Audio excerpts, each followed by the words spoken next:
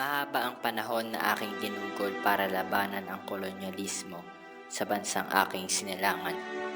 Maraming pagkakataon na nais ko nang isuko ang aking ideya, ngunit mas lamang ang aking pagmamahal sa kapwa Pilipino.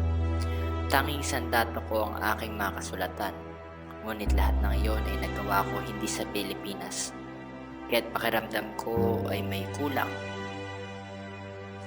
Ngayon, pakiramdam ko ay hindi na sapat ang aksyong aking ginagawa dito sa Madrid.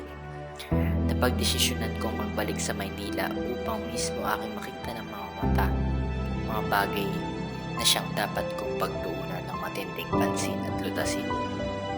Naniniwala akong hindi ang solidaridad ang ating larangan ng laban. Isa na itong bagong pakikibaka, hindi na sa Madrid ang laban.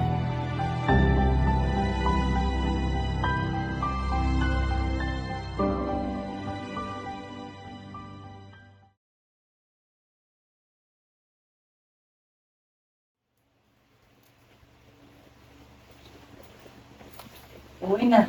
Ba't gising ka pa? Para kayo din, simulat ng ginagawa ko, anak. Kay Blooming Treat po. Gusto kong sabihin sa kanya ang aking magiging mga plano. Bebe, alam mo, hindi ako sang-ayon sa desisyon mo balik ng Maynila. Ilang beses ko bang sabihin sa'yo? Walang kasiguraduhan kaligtasan mo roon. Nag-aalala mga kapatid para sa kaligtasan mo, anak. Ina, ang lahat ng ito ay utang na loob ko sa inyo. Ikaw ang nagturo sa akin ng pagmamahal sa bayan. At paano kung hindi ka magtagumpay? Ina, ang kalalabasan ay siyang huhusga. Kung ako man ay mamatay, hindi ko ito pagsisisihan. Dahil para ito sa bayan.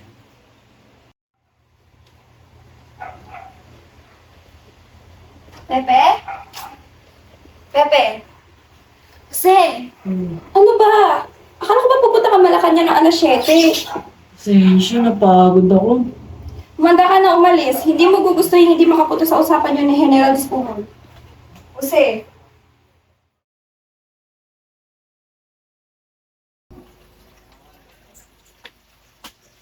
Ano kailangan mo? Kailangan kong makausap ang general. Sandali lamang.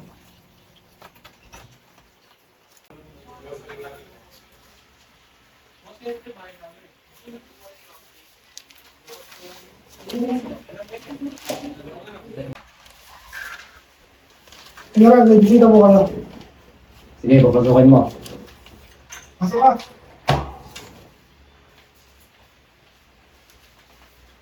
Gandang araw, general. Corazon, ba't di ka maupo?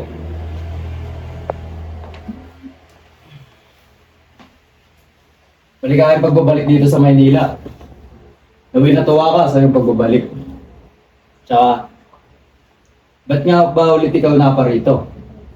Magandang buhay mo sa Hong Kong Maganda ang trabaho mo. Nandun ang pamilya mo. At higit sa lahat, maraming magandang babae doon. General, bumalik ako dito dahil meron akong dapat gampanan. Gampanan. Laan ko. Gampanin sa bayan yan, no? General, di na ako magpapaligoy-ligoy pa. Pumunta talaga ako dito sa'yo dahil meron akong gustong hingin pabor. Pabor. Anong pabor yan? Na sana makalaya ang aking pamilya. Dahil hindi makatwiran ang pagpapatalsik sa kanila sa Hong Kong. Dahil lamang sa paglalaban ng kanilang karapatan. Hindi ko mapapayagan yan. Malaking kasalanan na ginawa nila, alam mo yan. Nilabag nila ang batas. Eh di ba mas hindi makatarungan ng napakataas na upa sa kalamba? At mga pang-aabuso ng mga Dominiko. At ganun din ang mga Guardia Civil na abusado sa kanilang kapangyarihan. At mas lalong hindi makatwiran ang ginawa nila sa aking ina na pinaglakad mula Calamba hanggang sentro ng Laguna. Dahil lamang sa hindi paggamit ng apelyidong Realonda. Pinapaikot mo ba ako sa iyong mga salita, Jose? Wala sa isipan kong paikutin ka. General, para sa mula niyong pagpupulong kasama ibang general. Tama ang iyong sinabi. Na mali ang mataas na pagpataw ng renta sa Kalamba. Kaya papalayain ko ang iyong ama. Ngunit, Hindi ko papayagang bumalik dito sa Pilipinas ang iyong ibang pamilya. Mananatili sila sa ibang bansa. Bakit ang ama ko lang? Hindi niya na pwede istorbo ng general. Kung gusto siyang makasok ulit, pumunta na ako kay sa Miyerkules.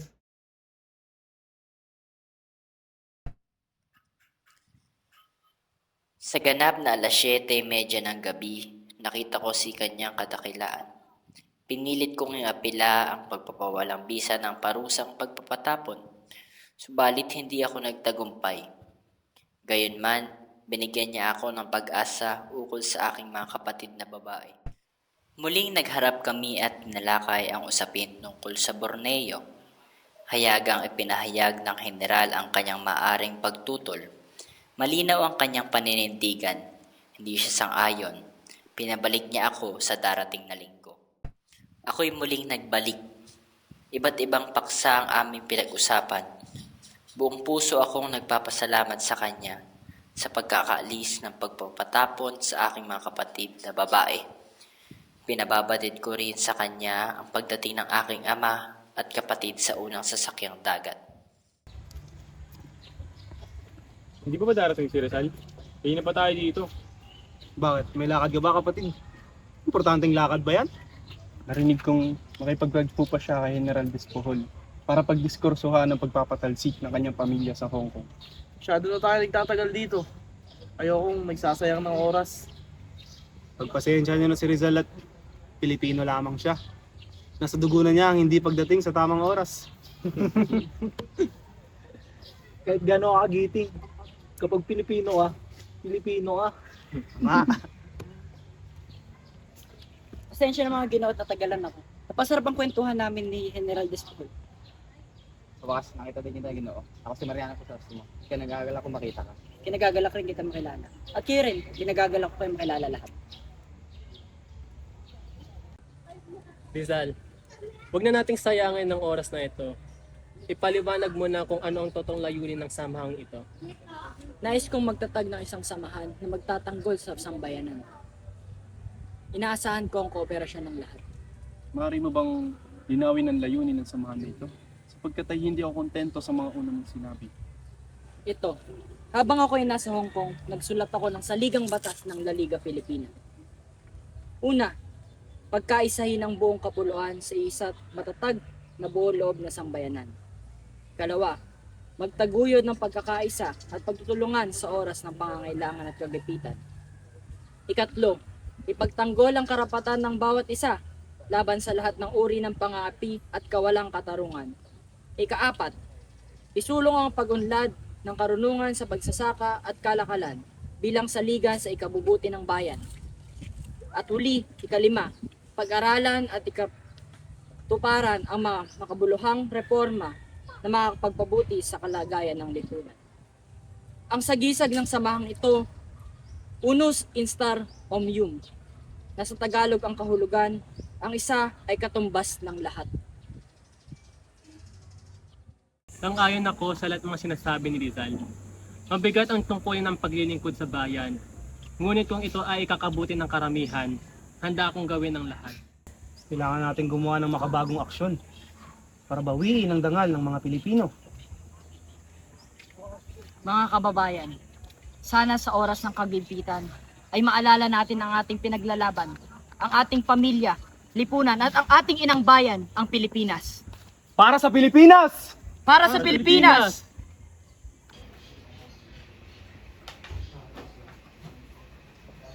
Nakita ito sa ilalim ng uno ng iyong kapatid na si Lucia. Paanong? Wala akong tiwala sa iyo, Jose. Simula pagbalik mo rito sa Maynila, pinapasundo na kita sa mga tauhan ko, gayon din ang mga kapatid mo. Nung akala mo, makakabalik ka rito at makakagala ng malaya? Wala akong alam sa mga pulyetang yan. Sigurado ba kayong sa gamit ni Lucia nakita? Nakasulat sa pulyetang ito na sinisiraan ng mga Dominicong Fraile at sinasabi na sa halip na isabuhay ang panatang kahirapan ay nasisiguro ng kayamanang di masukat at nabubuhay sa karangyaan. Alam mo ba gaano kabigat ang kasalanan na ginagawa mo sa pagsuporta sa mga paninira sa Fraile? Imposible! Masusing sinuri ang aming mga bagay nung nasa Hong Kong kami at wala nakitang ganito. Ano ba yan? Huwag mo ako pagtaasa ng boses, Jose. Tsaka sinasabi mo bang sinungaling ng mga tauhan ko? Bilang isang Pilipino, hindi ko ugaling gumawa ng kwento at daan lang sa pasulat-sulat kung walang katotohanan. Ay nako, Jose. Matalino kang tao, oo. May napatunayan ka. Pero alam mo ang dungi sa'yo? Ayun ang reputasyon mo. Reputasyon mo bilang Pilipino na nanira sa mga Espanyol.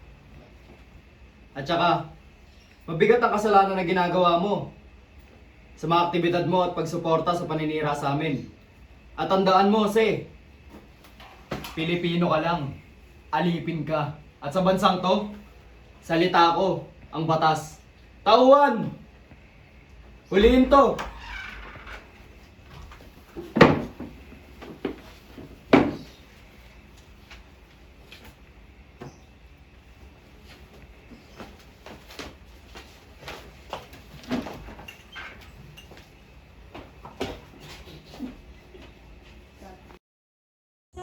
Dario. Ano po?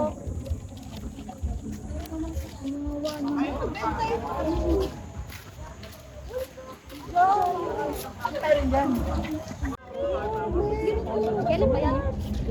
Ay, pa to? Saan mo na ba yan? Hindi pa to? Parang ito pwede.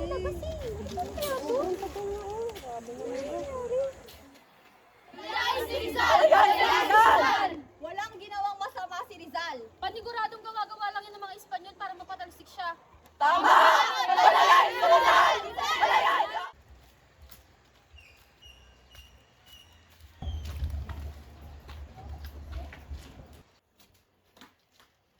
Kasi? Bakit ka nila kinulong dito? At saka ano yung sinasabi nila sa dyaryo na sinusuportahan natin ang kulyeta laban sa mga praile. May nakita silang polyeto sa iyong bagahe. Kung galing tayong Hong Kong. Ano? Dinidiin to ni General Discipol. Pero hindi niya naman kayang patunayan. Kunyeta talaga yun. Bakit niya gagawin yun? Alam niya kasi ang mga kaya kong gawin. Kaya pinipigilan niya ang aking mga plano. Natatakot ako. Sabi sa'yo eh, dapat hindi na tayo umuwi. Sige, huwag kang matakot. Hindi nila ako kayang patayin. Hindi nila ako. Ang mahalaga, nilubayan ka na nila. Sasabihan ko sila sa Hong Kong. Pangako, hindi kita pababayaan. Hindi ka namin pababayaan. Tapos na ang oras ang pagbisita. Teka lang. Mag-ingat kayo, palagi. Teka lang, Huwag niyo Jose. pababayaan ng iyong sarili. Teka lang kasi!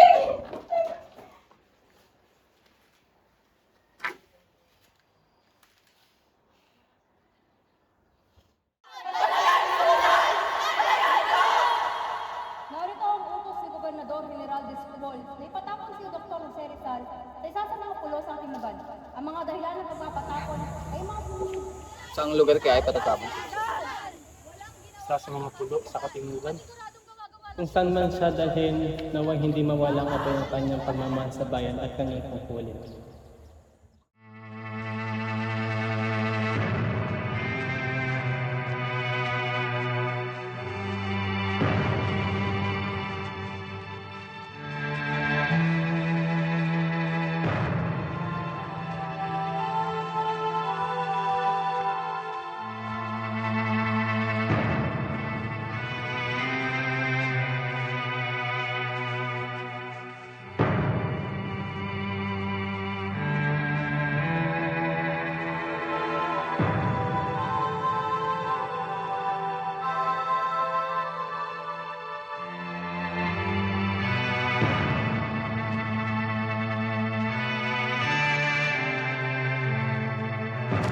Maligayang pagdating sa dapitan.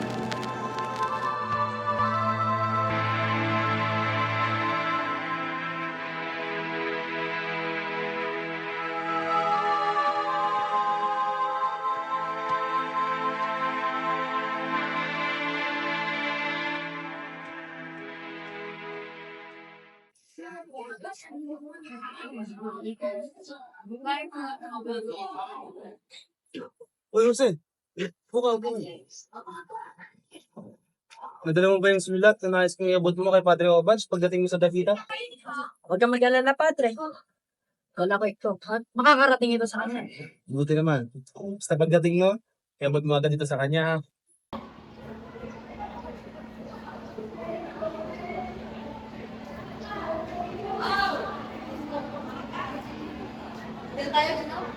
Maraming salamat. Dadalhin ko lang sulat ko kay Father Obak. Sige, sumaran sa atin.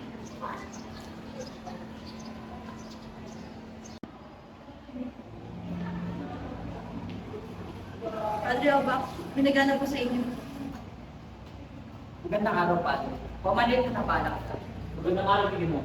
Ano ako sa charity? Ako si Jose Rizal. Galing kaming Cebu.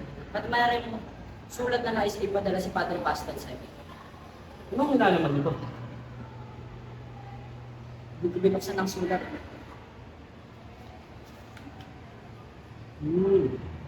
Nais kang patuloyin ni Padre Pascal sa aming parish convent.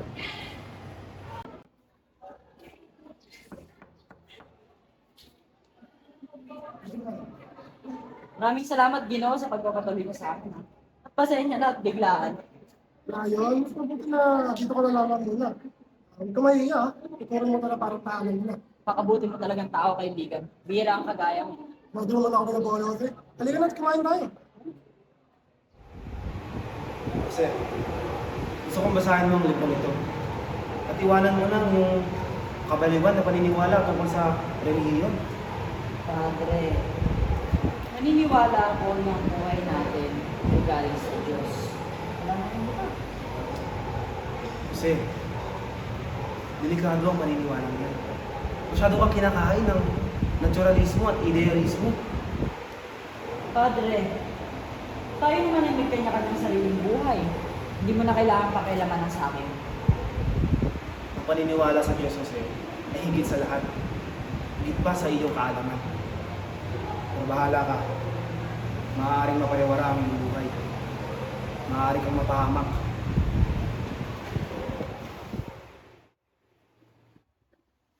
Anong klaseng tao siya? Hindi niyo naman ako kilala eh. Ano ba naman nangyayari na evolution sa Philippines ngayon?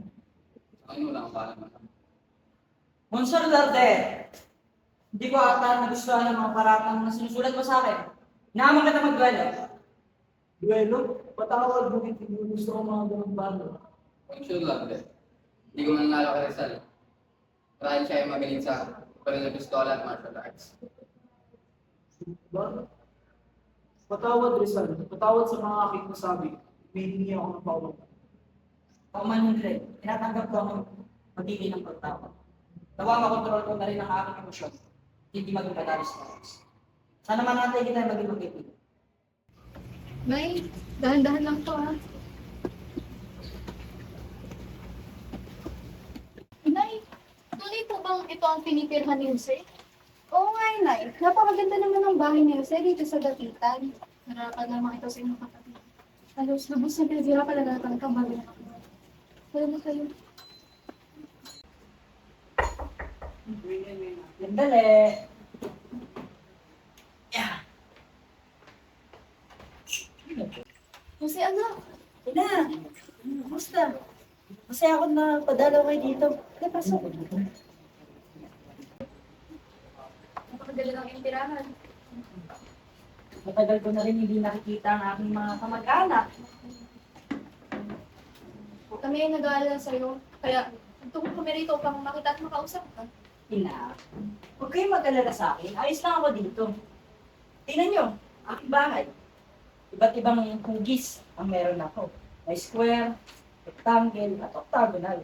Napakaganda naman ang iyong bahay, Jose. Anong klaseng mga halaman naman ang mayroon ka rito? Kung napansin nyo sa labas, nag-aalaga ako ng lansones, ubas, at mangga. At sa umaga, gumigising ako para magdilig ng mga halaman. At kapag gabi naman, ay nanggagamot na ako. Ang galing niya, Teo Jose. Maraming matututo ng mga bata sa'yo. Sandali. Oh, Ako, ina, maligayang pagdating. napakalayo ng amin nilakbay. Ngunit, ang makita ka kayo sapat na. Ang lugar nito ay napakalayo sa ating nakabisnan. Ang lugar na ito ay maganda. Makakapagpahinga ka ng maayos. Dahil presko ang hangin. Sana nga, anak. Ina, kailangan na nating opera ng iyong mata. Ang lalanan ng katarata. Anak, ikaw ang pagkakatiwalaan ko. Gawin mo lang lahat ng rarapat at makakabuti para sa akin.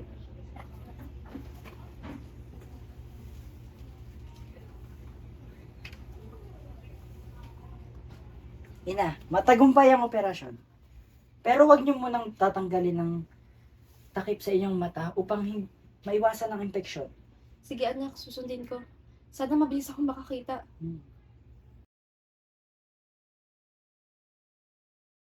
Anak, ang sakit ng aking mata. At parang malabo ulit ito. Ina, ano ang iyong ginawa? Ba't inalis mo ang benda? Nagkaroon tuloy ng infeksyon. Alisin mo. Rizal, ano nangyari? Si Ina, inalis ang benda sa mata. Nagkaroon tuloy ng infeksyon. Ina, ba't yung ginawa yun? Alam niyo si Rizal, nag-aalala lang. Hindi ko na matiis, Hidalgo. Gusto ko na makakita. Akala ko maayos na to. Ina, alam ko naman gusto mo yun, pero kailangan ng panahon para maghilom ang iyong sugat. Tulad yan, nagkaroon pa ng infeksyon. Rizal, magagawa mo ba itong pagalingin? Ngayon napatunayan ko na kung bakit maging mahirap pasyente ang isang kamag-anak.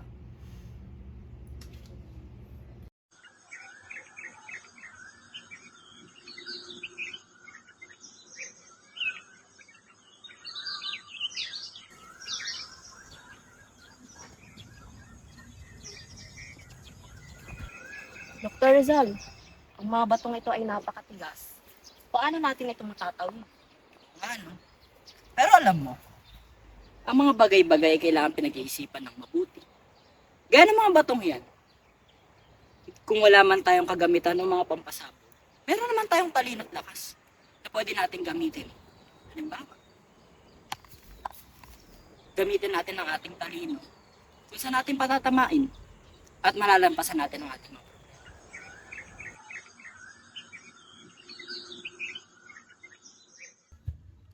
Ang gawain ito ay testamento ng talino at determinasyon ni Rizal. Nakangahanga ang kanyang pagkakagawa gamit lamang ang limitadong mapagkukunan. Masasabi ko ang tunay nga ang isang genyo si Rizal. Ginoo, ano pong ginagawa niyo? Ito, nagsusulat lang ako ng tula. At saan naman po patungkol yung tulang ginagawa? Sabihin na lang natin, ang tulang ito'y para sa inyo, na pinamagatan kong Hymn to Talisay. Bakit po ayaw nang naisip niyong pamagat? Bukod sa mahalaga sa akin ang lugar na pinagtuturuan ko sa inyo, paborito ko rin kasi itong tambayan. At dito ko rin nakuha at nabot ang mga bagay na gusto kong makamit. Kaya naman po pala. Pero tapos niyo na po ba? Maaari po ba naming marinig yung tulang ginawa? Oo nga po. Gusto pa namin marinig yung ginawa niyong tula. Oo naman, walang problema. Halika, pakinggan nyo ang Hymn to Talisay. At dapitan the sandy shore, and rocks aloft on mountain crest form thy throne, O refuge nest, that we from childhood days have known. In your veils that flowers adorn, and your fruitful leaf to shade, our thinking powers are being made, and soul with body being ground. We are youth not long on earth, but our souls are free from sorrows. Calm, strong men will be tomorrow. Who can guard our families right? Lads are we who not in fright. Whether thunder waves or rain, swift of arm, serene of mien. In ferile shall we wage our fight, with our games we churn the sun. Through the caves and crags we roam, on the rocks we make our home. Everywhere our arms can reach, neither dark nor night obscure. Cause our fear, nor pierce torment, that even Satan can invent. Life or death we must free, each Talisayan people.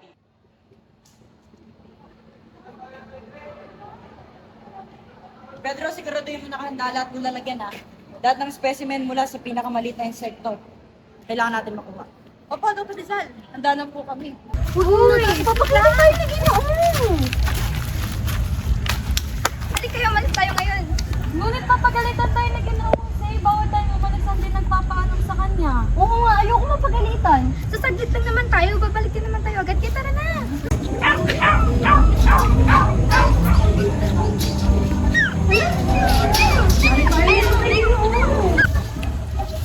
Paano yan? Ay, tayo kay Ginoo. Ikaw kasi. Ay, ako, siya yun. Nandiyan na si Mama. At saan kayo tutungo? Saan kayo? Saan nyo balak pumunta? Patawad po, Ginoo. Kasi aris po sana kami, ngunit di namin namalayan na sinusundan po kami ni Sia. Ano? Anong nangyari kay Syria? Patawad po, Ginoo, kasalanan ko po ito. Sumunod po sa amin si Syria, kaya po nakain siya ng buhaya. Yan na nga ba ang sinasabi ko sa inyo eh. Huwag kayo magpapadalos-dalos sa mga desisyon na ginagawa nyo. Dahil hindi kayo nagpapaalam sa akin. Tingnan yung nangyari. Nakain tuloy ng buhay yung aso kong si Syria. Patawad po, Ginoo, di na po maulit. Patawad po.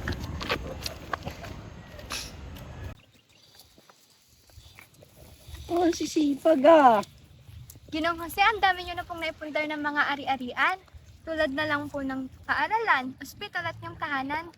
Tunay nga pong nakakabili pa isang katulad nyo. Tama siya. Mas lumalago ang inyong mga ari-arian dito sa Talisay. Umabot na pong 70 hektarya. Alam nyo, lahat yan ay aking pinaghirapan upang ako'y may mapagtaniman. Tulad ng mga puno ng nyug, kakap, at mga tubo. At kung ano-ano pang mga bungang kahoy. Ang galing nyo po talaga, Ginoo. Balang araw gusto po maging isang kagaya nyo, yung maraming ari-arian. Makakamit nyo rin yan kung yung pagsusumikapan. Umiinit na. Sige, mauna na ako. Magpapadala pa ako ng sulat kay Saturnina. Paalam. Sige po, Ginoo. Ang galing talaga ni Ginoong Rizal, no? Mga bata! Hali muna kayo dito. May babangagi ako. Tinatawag tayo ni Ginoo, pumunta muna tayo roon. Tara. Ginoo, ano po ang inyong ibabahagi sa amin? May nais lang akong ibahagi tungkol sa agrikultura. At ano po yun? Makabagong pamamaraan ng pagtatanim. Napansin ko kasi masyado tayong tradisyonal. At hindi naman masama kung tayo magdadagdag ng bagong kaalaman. Paano naman po ito sisimulan? Sisimulan natin ito ngayon. Dahil naniniwala ako itong mga lupain natin ay maaaring pagtanim ng kape, kakao, at ano pang mga bungang kahoy. Ganun po ba? Maganda ang inyong mga ideya, Ginoo. Nais po namin itong gawin at naniniwala po ako sa inyong mga sinasabi. Ako rin po, Ginoo. Lahat ng sinasabi nyo ay gagawin namin. Nang sa gayon ay umunlad din po ang agrikultura ng Talisay. Oo, maaari yun, di ba? Nais ko kasing papuntahin din dito ang aking pamilya upang makita rin nila ang ating ginagawa. Mabuti yan, para makita ko na rin yung pamilyang palaki sa Rizal. Bukod kasi doon, gusto ko rin sabihin kay Saturnina na dito, maaari siyang kumita ng 150. Magandang bagay na yan. Tamang-tama yan para sa kapatid mo na si Saturnina. Maayos na bang ipapadala sa Maynila? Oo, Ginoo. Nakaayos na po ang lahat ng abaka. Natingnan na rin po namin ang mga bilang nito. Mabuti naman. Dapat aabot yan ng 150. Abaka at bales. Bilangin nyo ng mabuti. Walang problema, Ginoo. Hindi ka magkakaroon ng aberya sa pagpapadala nito sa Maynila. Kung ganon, sige, maraming salamat.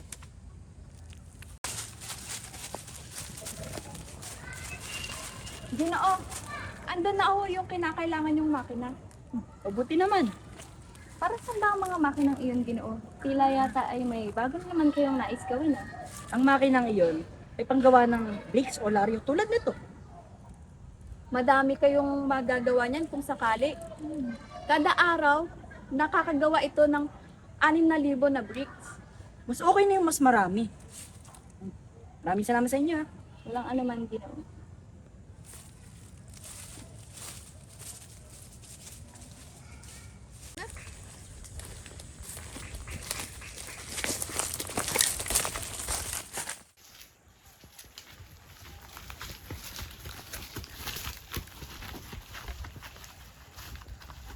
Mga kapatid, oras na para tayo tumindig. Huwag kayong matakot. Dahil ngayon na, ang araw ng sigaw ng balintawak! Sigaw ng balintawak! Nakakagalit ngunit wala akong magawa. Lahat ng ito ay kinukwento ko sa iyo, aking kaibigan, upang malaman mong aking sitwasyon dito, Blumentritt. Ang iyong kaibigan, Jose. Napakaganda at nakakabighani ang mga bahay rito.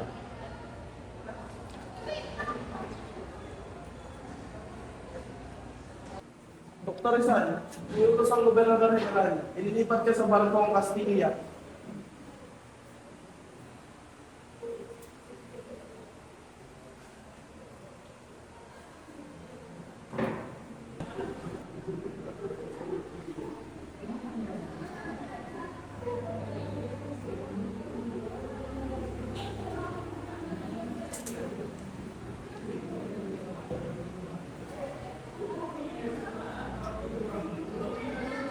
Rizal, huwag kang mag-alala.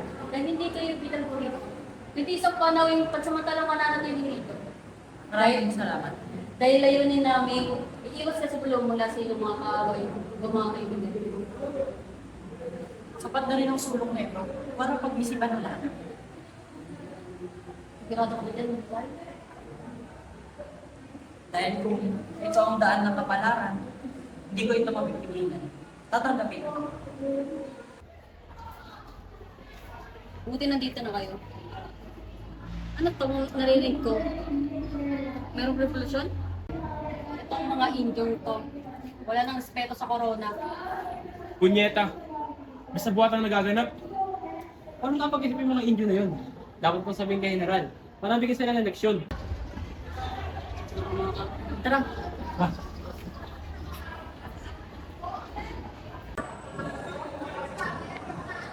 Napakaganda talaga ng bansang Singapore. Kaya hindi na ako magtataka kung bakit maraming gustong manirahan dito. Napakaganda ng mga gusali dito. Dalawin, hindi ka napakasibat.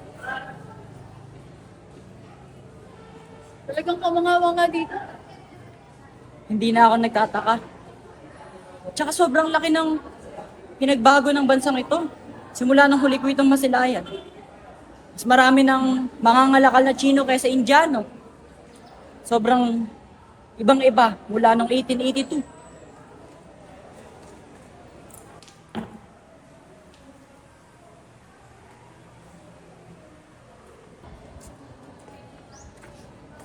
Dala, kaibigan ko. Bakit? Manatili ka na lang naman sa Singapore. Ito yung maging ligtas ang iyong buhay. Nakapagsabi na kasi ako kay General Danco sa gobernador na alis na ako. Ayoko naman sirain ang sinabi ko sa kanya. Pinsin ng lahat. Wala tayong papalampasin. Ito'y paghihiganti. Ipaparangan sa atin sa kanilang kapangyarihan ng Espanya. Tama. Kailangan natin ito aksyonan. Ano ang ating unang aksyon?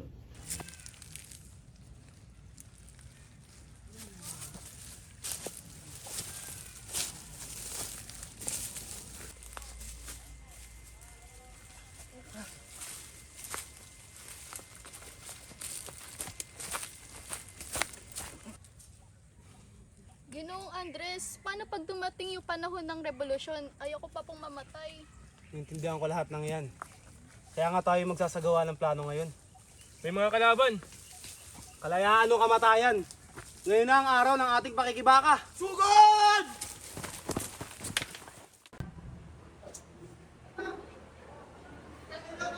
Basa mo na ba ang balita sa Pilipinas?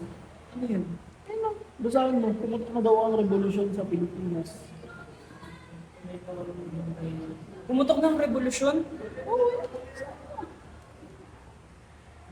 Hindi ito maaari. Hindi pa ito ang tamang oras. Marami ang mamamatay. Marami ang magdurusa. Marami ang mahihirapan.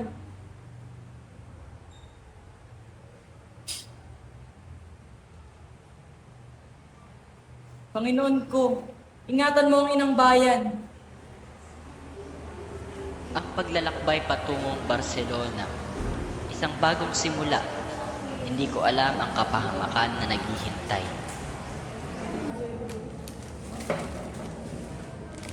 Dr. Rizal, ikaw raw ay arestuhin alinsunod sa utos ni Rana Blanco at ipapadala sa bilangguan ng kweta? Ano? Hindi ako makapaniwalang magagawa sa akin ng General Danco. Lubos ko siyang pinagkatiwalaan at anong igaganti niya sa akin? Ipapa-aresto niya ako?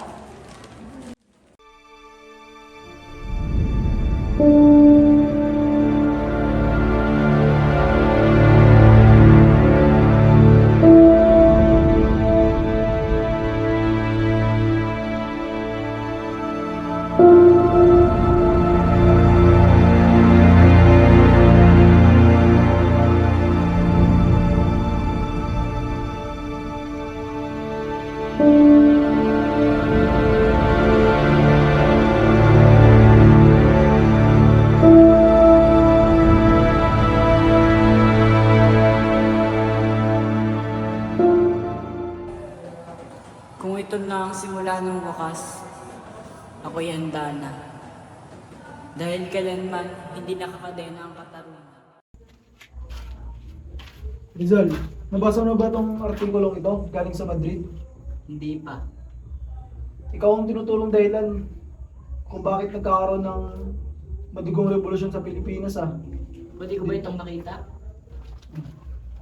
Ano ako magtatanong bakit naging isa kang kriminal?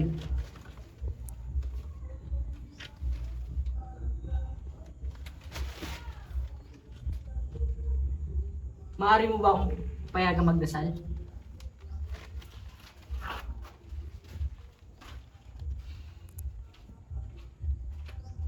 Panginoon ko, maraming salamat dahil alam kong biyaya itong pagbibigay ng pagkakataon sa akin para umuwi sa aking inang bayan. Salamat sa pagkakataon upang linisin ang aking ngalan. Kung ako man ay bibitayin o palalayain, pinagdarasal ko sa iyo ang lahat. Ama, ikaw ang bahala sa akin at alam kong hindi mo papabayaan. Idinadalangin ko ito sa matamis na pangalan ng aming Hesus. Amen. Para sa aking matalik na kaibigan, ang sulat na ito ay upang malaman mo ang naging ganap sa giyera sa Cuba. Kulang ang militar doktor ng mga Espanyol at mga tao sa Cuba. Inirekomenda ko na sumulat ka kay Gobernador General Ramon Blanco upang magsilbi bilang isang militar doktor ng Cuba. Ang iyong kaibigan, Blumentritt.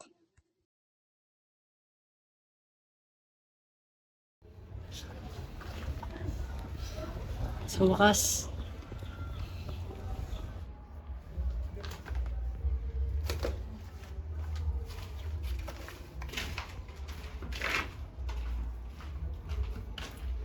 Oh, sulat sa'yo galing Malacanang.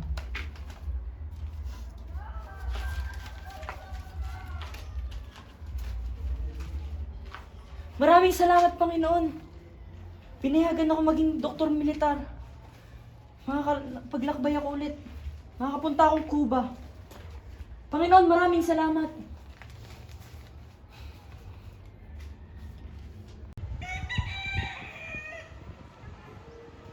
Ikaw ba si Jose Rizal? Narinig ko sa mga tao na ipapaldakip ka daw ni General Blanco at ikukulong sa Ceuta. Nakakagalit? Bakit ganito? Nagmamabuting loob na nga akong tumulong sa kanila eh. Naialay ang aking buhay na maging doktor sa gerang hindi naman sangkot ang aking bansa. At iiwan ang aking mga negosyo, ang aking bayan, Pilipinas. Tapos anong isusukli nila sa akin? Ikukulong nila ako? Puro na lang kababuyan, kabalistugan, at katarantaduan na nangyayari sa mundo.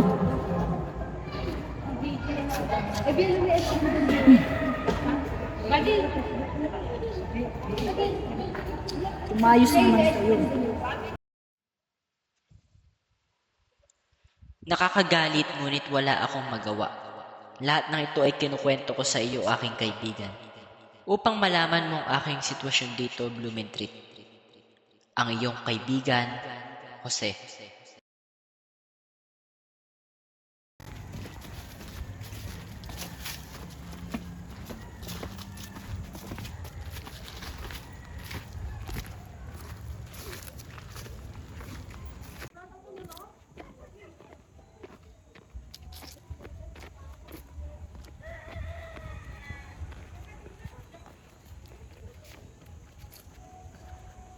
Sakay! Bakit dito? Hindi naman dito ang pa-Barcelona. Hindi mo sinasabi.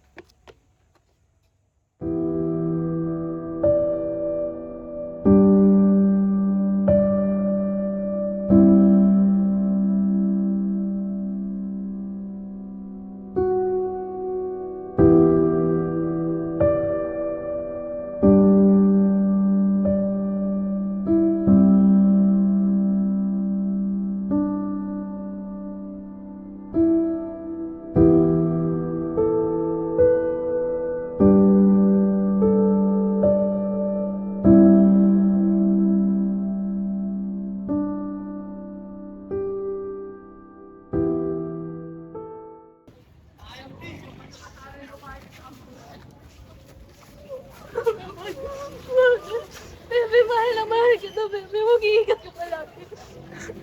Mahal na mahal din kita. Magpapadala ako ng sulat. Huwag mo na akong isipin. Kumain ka ng tama. Pepe, huwag mo kaming kakalimutang sulatan ha. Mag-iingat ka doon. Ate, mahal na mahal ko kayo. Huwag mong papabayaan ang ating ina. Anak!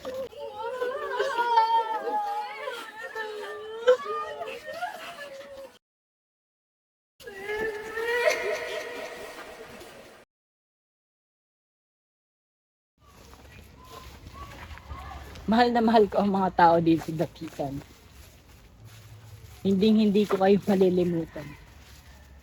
4 na taon, 30 araw, iilang oras. Adios, Dapitan.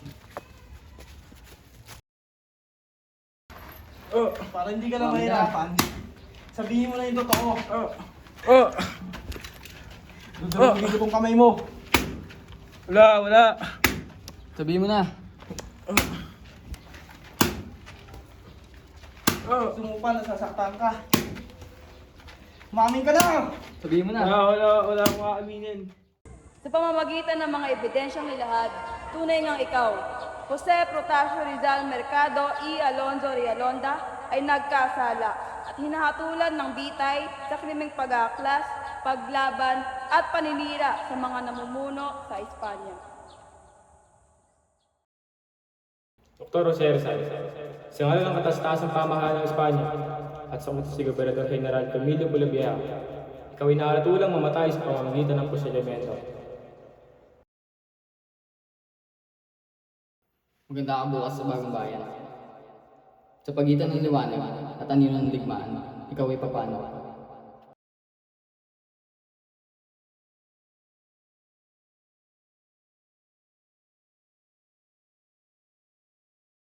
Kung kamatayan ang kapalit ng aking pagkilos, buong puso ko itong tatanggapin.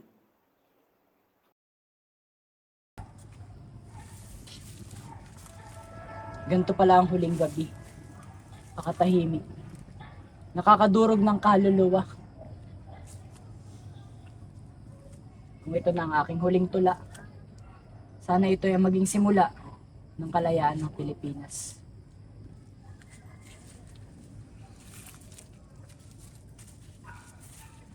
Kuya, Trining, wala kang dapat ikatakot. kuya, huwag mong sabihin yan.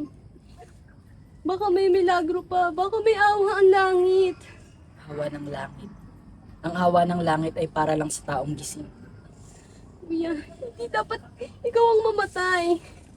Hindi dapat ikaw ang sisihin. Hindi ikaw ang revolusyon, kuya. Kuya, ikaw ang tinig ng liwanag. Tandaan mo yan. Trining. Sa mundo ng kadiliman, ang liwanag ang unang pinapatay. Kuya.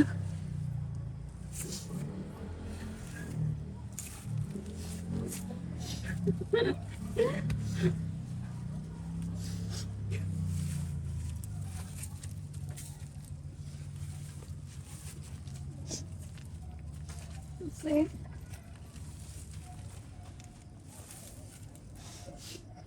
Josephine, Pinagkait na sa atin ang kinabukasan pati na rin yung buhay. Bakit? Tatawarin mo ako. wala tayong magagawa. Ayun ang takbo ng kapalaran. Basta tandaan mo, mahal na mahal kita. May isa akong hiling Ano yun, mahal? na sana tayo ay ikasal kahit dito na mismo, kahit ilang oras lang. Kung ayan na lang ang iyong kahilingan na aking mapagbibigyan, bakit hindi? Sa harap ng Diyos, kayo ay pinag-iisa.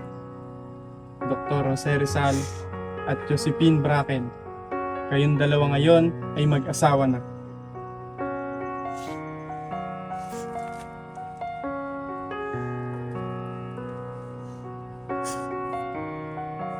Mahal na mahal kita, tandaan mo yan.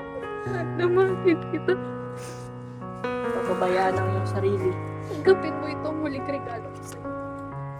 Naaalala mo, nung nasa dapitan tayo, binabasa mo sa akin yan habang umuulan. Maaari ba kitang ulit yakapin, mahal? Ingatan mo ang iyong sarili.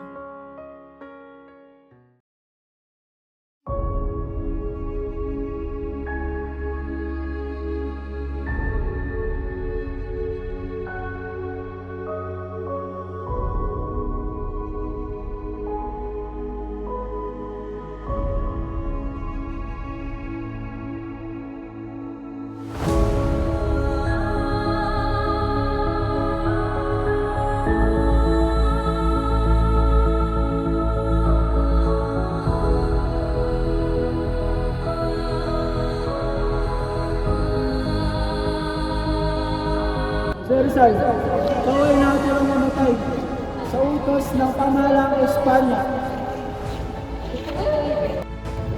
Kasi anak, nagsisi ka na sa iyong mga kasalanan. Wala akong kasalanan, Padre.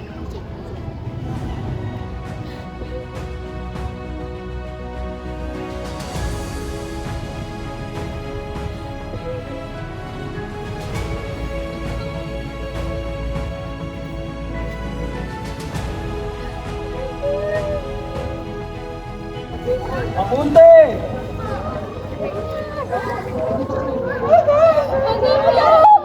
Fuego!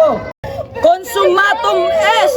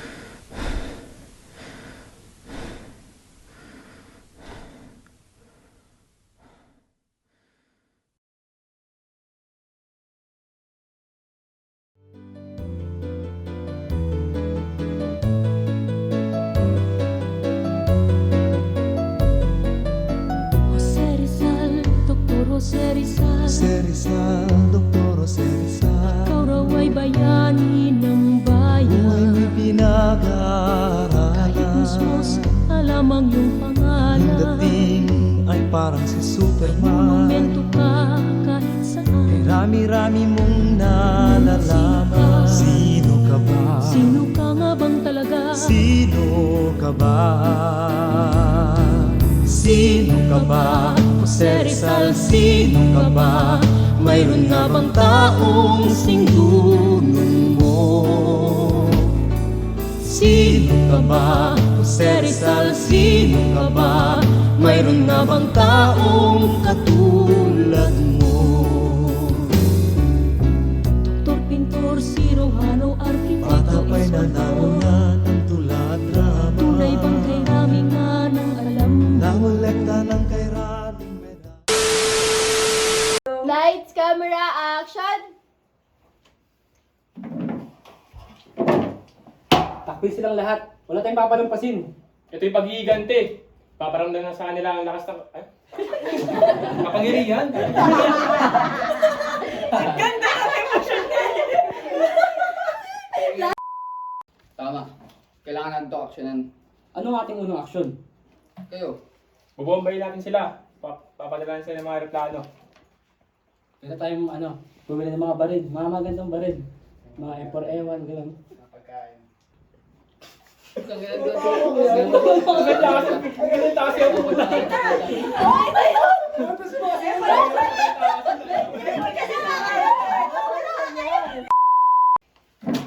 Takpin silang lahat. Wala tayong papalampasin. Ito yung pag-iingat. Wala na, scripted na kasi, no? Scripted na kasi no? Kamisado niya na eh. Takpin silang lahat. Wala tayong papalampasin. Ito yung pag-iigante. Ipaparamdam natin sa kanila ang lakas ng... Lakas ng ano? Lakas ng tama!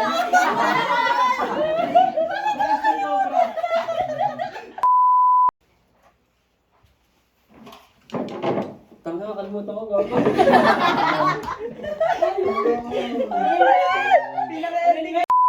Camera action. Ika-4, isang tula na pinamagatang kundiman na sinusunod. Bakit ka nila kinulong dito? At saka ano yung sinasabi nila na sinusuportahan daw natin Juliet ang labas ng mga Riley. Lights, camera, action. Tulad ng mga damo. Pag sininghot natin yan, malakas tama yan. Gaya ng ano, nung kinwento sa akin ng aking ina, na kapag kang bubuyog ay pumunta sa lampara, magiging langaw siya. Reactors! Paano maging langaw? Paano naging langaw? O, diba?